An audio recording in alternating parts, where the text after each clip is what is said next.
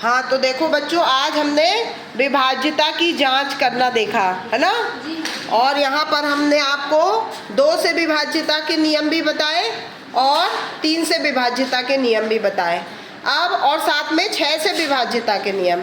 अब एक प्रश्न है इसी पर आधारित। ये एक संख्या लिखी है, देखिए इसमें कितने अंक हैं?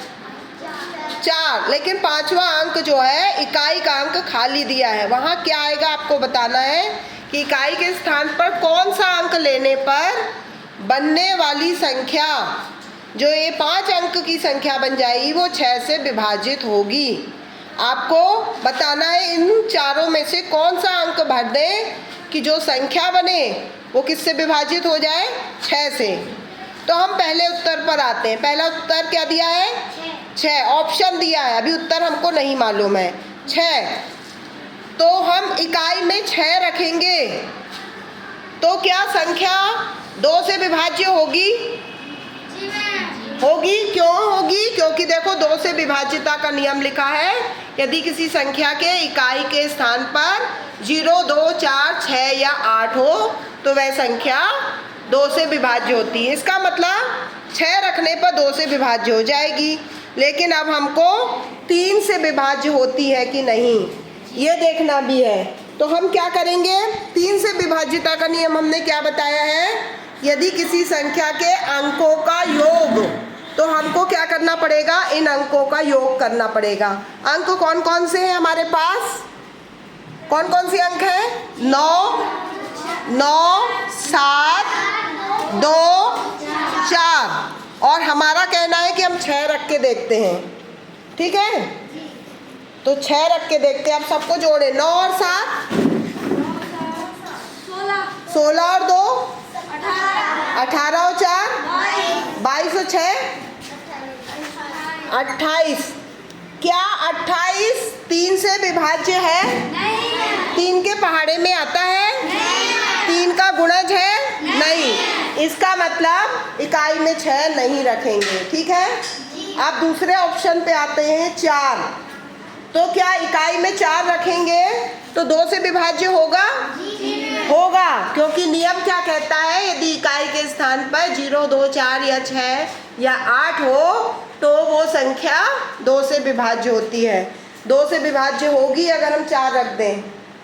अब हम 4 रख के देखते हैं कि वो 3 से विभाज्य होगी कि नहीं।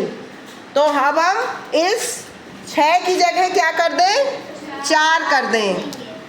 4 कर दें और देखें संख्या का योग, संख्या के अंकों का योग क्या आएगा। तो 9 और 7 16 और 2 18 और 4 22 और 4 26। ठीक है, 26 क्या 3 के पहाड़े में आता है?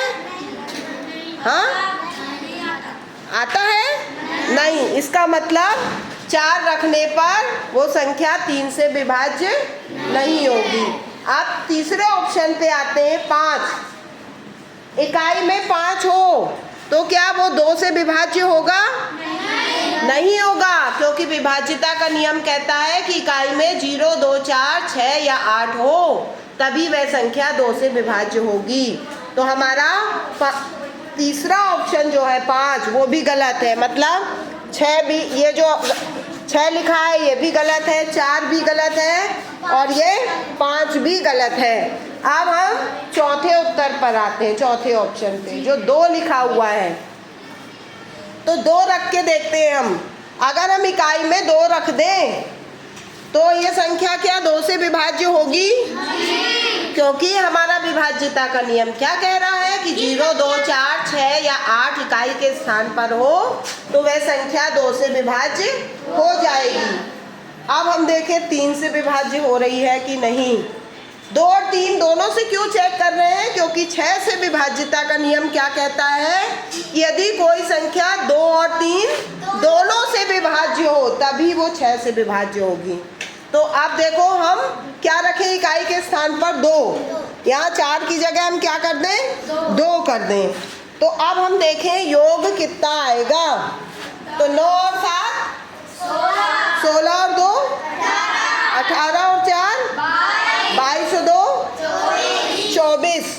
क्या 24 3 के पहाड़े में आता है? इसका मतलब अगर हम यहाँ पर 2 रख दें तो ये संख्या क्या बन गई? इकाई, दहाई, सैकड़ा, हजार, 10,000, मतलब 97,242 किससे विभाज्य होगी? 3 से और 2 से भी। और जब कोई संख्या 2 और 3 दोनों से विभाज्य होती है तो वो 6 से भी विभाज्य होती है। इसका मतलब हमारा कौन सा ऑप्शन सही है?